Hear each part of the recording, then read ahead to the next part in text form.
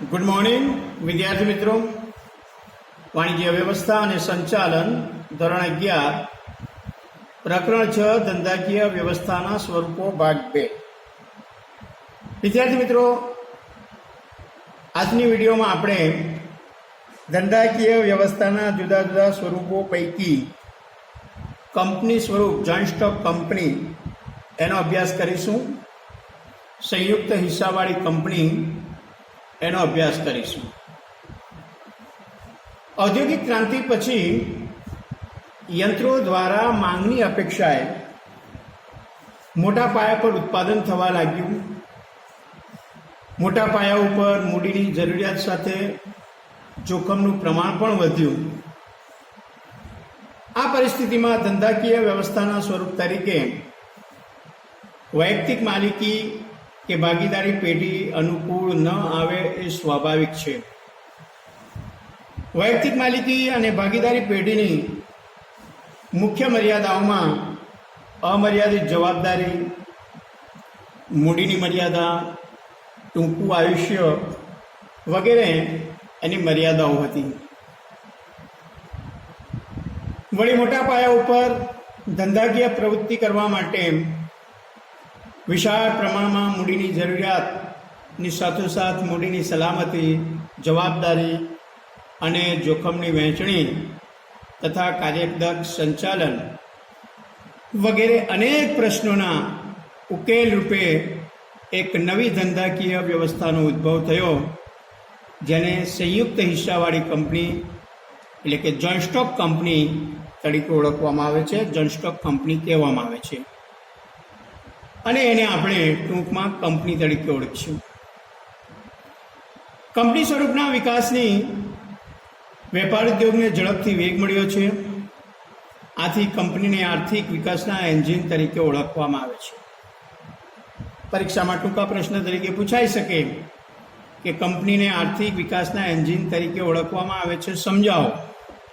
તો એનો ઉત્તર તમે આ રીતે આપી શકો. એનું જે મહત્ત્વ છે કે કંપની સ્વરૂપના વિકાસના કારણે વેપાર ઉદ્યોગને ઝડપી વેગ મળેલો છે અને એના કારણે કંપનીને આર્થિક વિકાસના એન્જિન તરીકે ઓળખવામાં આવે છે. આ રીતે એનો તમે પ્રત્યુત્તર આપી શકો.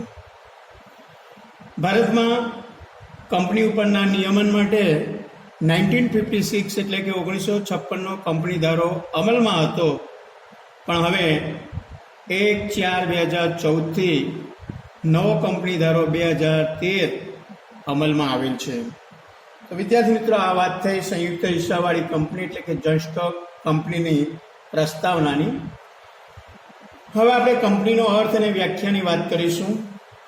સ્ક્રીન ઉપર તમે કંપનીનો અર્થ કે વ્યાખ્યા જોઈ શકો છો. કંપની એ સમાન હેતુઓ માટે કાયદાથી અસ્તિત્વમાં આવતી કૃત્રિમ વ્યક્તિ છે. કાયદાની દ્રષ્ટિએ કંપની એક કૃત્રિમ, અદ્રશ્ય અને અમૂર્ત વ્યક્તિ છે, જેને આપણે અંગ્રેજીમાં કહીશું કંપની ઇઝ એન આર્ટિફિશિયલ એટલે કે કૃત્રિમ, ઇનવિઝિબલ એટલે કે અદ્રશ્ય અને and intangible person in eye of law એટલે કે કાયદાની દ્રષ્ટિએ કંપની એક કૃત્રિમ, અદ્રશ્ય અને અમૂર્ત વ્યક્તિ છે. 2013ના કંપની ધારામાં જણાવ્યા પ્રમાણે કંપનીનો અર્થ આ પ્રમાણે છે.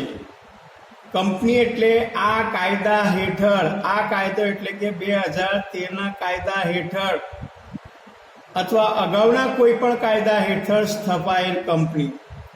2013ના કંપની ધારા પ્રમાણે કંપનીનો અર્થ આ પ્રમાણે થઈ શકે કે કંપની એટલે આ કાયદા હેઠળ અથવા અગાઉના કોઈ પણ કાયદા હેઠળ સ્થપાયેલી કંપની. એટલે આ વ્યાખ્યા સ્પષ્ટ કરે છે કે કંપની એ કાયદાનું સર્જન છે. એટલે કંપની એ કાયદા દ્વારા અસ્તિત્વમાં આવતી કૃત્રિમ વ્યક્તિ છે. તો વિદ્યાર્થી મિત્રો, આ થયો કંપનીનો અર્થ, એની વ્યાખ્યાની વાત.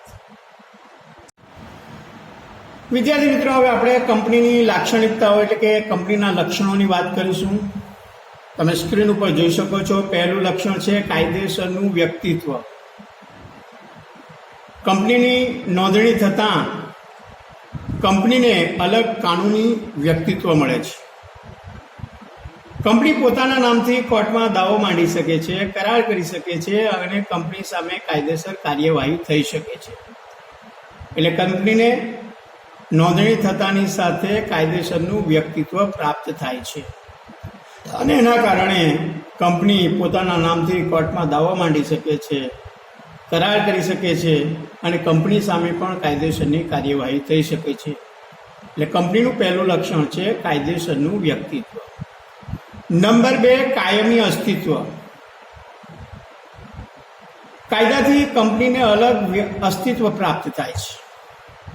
કંપની તેના સભ્યોથી અલગ અસ્તિત્વ ધરાવતી હોવાથી સભ્યોના મૃત્યુ, નાદારી જેવા પ્રસંગોથી કંપનીના અસ્તિત્વને અસર થતી નથી. એટલે કે કંપની એ કાયમી અસ્તિત્વ ધરાવે છે. એના જે સભ્યો હોય છે એના સભ્યોથી એનું અલગ અસ્તિત્વ છે. કંપનીના કોઈ સભ્યનું મૃત્યુ થવાથી કે કોઈ સભ્યના નાદાર જાહેર થવાથી કંપનીના અસ્તિત્વ ઉપર કોઈ અસર થતી નથી. માત્ર ખર્ચાની પ્રક્રિયાથી જ કંપનીનો અંત લાવી શકાય છે. એટલે આ દ્રષ્ટિએ આપણે જોઈએ તો કંપનીનું અસ્તિત્વ એ કાયમી અસ્તિત્વ છે. ત્યાર પછી ત્રીજું લક્ષણ છે મૂડીનું નાના હિસ્સામાં વિભાજન. કંપનીની જે કંઈ મૂડી હોય છે મૂડીને નાના નાના હિસ્સામાં, નાના નાના ભાગમાં વેચવામાં આવે છે અને આ દરેક હિસ્સાને શેર કહેવામાં આવે છે. પરીક્ષાની અંદર ટૂંકો પ્રશ્ન પૂછાઈ શકે કે શેર એટલે શું? તેનો ઉત્તર આ રીતે આપી શકાય કે કંપનીની મૂડીને નાના નાના હિસ્સામાં વેચવામાં આવે છે. આ દરેક હિસ્સાને શેર કહેવામાં આવે છે. એટલે કંપનીની મૂડીનું નાના હિસ્સામાં વિભાજન થાય છે. કંપની શેર બહાર પાડી વિશાળ પ્રમાણની અંદર મૂડી ભંડોળ એકઠું કરી શકે છે અને જે વ્યક્તિ કંપનીના શેર ખરીદે છે એ વ્યક્તિ કંપનીનો શેર હોલ્ડર ગણાય છે. એટલે ત્રીજું લક્ષણ છે મૂડીનું નાના હિસ્સામાં વિભાજન.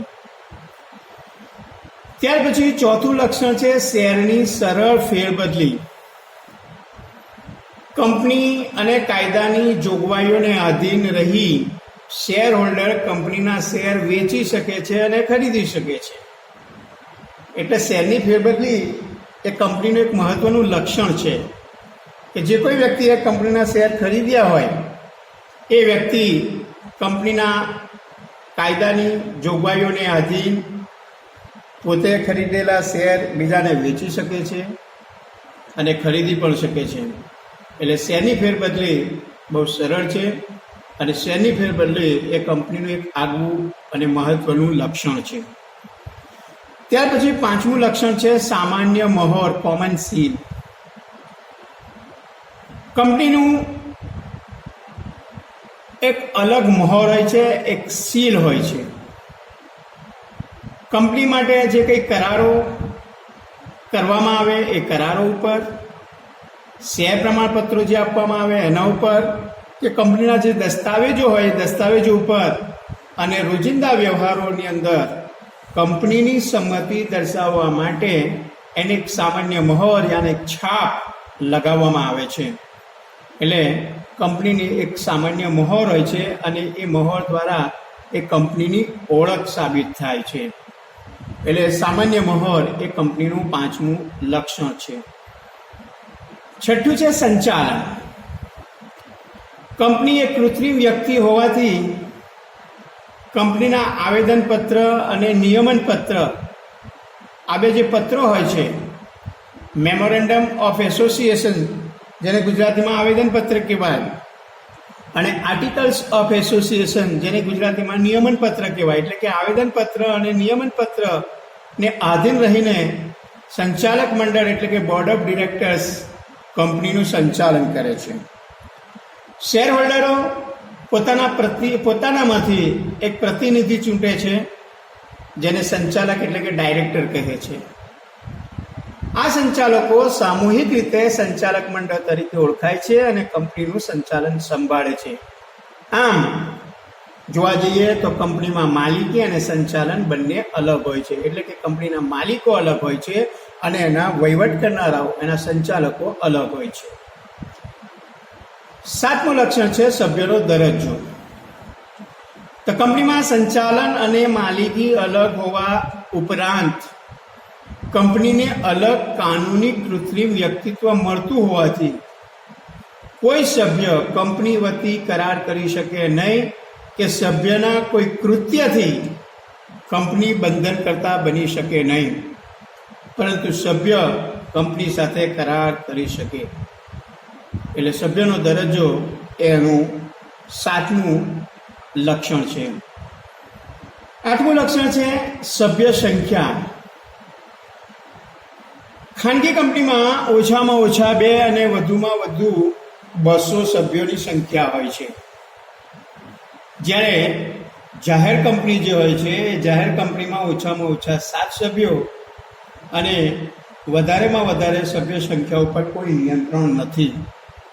એટલે સભ્ય સંખ્યાની બાબતમાં એમ કહી શકાય કે જો ખાનગી કંપની હોય તો એમાં ઓછામાં ઓછા 2 સભ્યો અને વધુમાં વધુ 200 સભ્યો હોય છે, જ્યારે જાહેર કંપનીમાં ઓછામાં ઓછા 7 સભ્યો અને વધુમાં વધુ અનિશ્ચિત, કોઈ નક્કી નથી, એટલે સભ્ય સંખ્યા ઉપર કોઈ નિયંત્રણ નથી, એટલે ગમે તેટલા સભ્યો હોઈ શકે. 7મું લક્ષણ છે સભ્યોની જવાબદારી. તો સભ્યોની જવાબદારી કંપનીની બાબતમાં મર્યાદિત કે અમર્યાદિત હોઈ શકે છે. શેરથી મર્યાદિત જવાબદારી વાળી કંપનીના સભ્યોની જવાબદારી તેમણે ધારણ કરેલા શેરની રકમ પૂરતી જ મર્યાદિત હોય છે.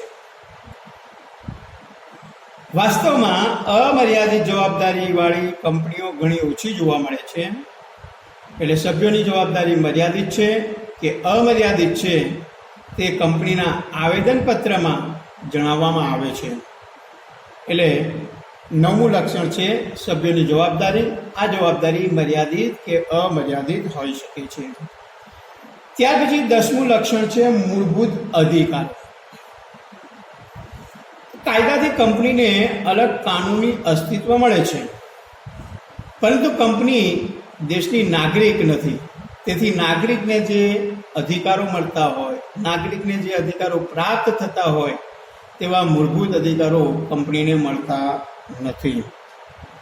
અને છેલ્લું લક્ષણ છે શેર દીઠ મતાધિકાર.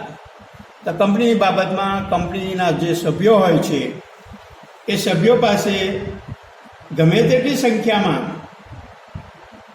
શેર ધરાવતા હોય તેટલા મત આપી શકે છે. એટલે કે પ્રત્યેક શેર પર એમને મત આપવાનો અધિકાર છે.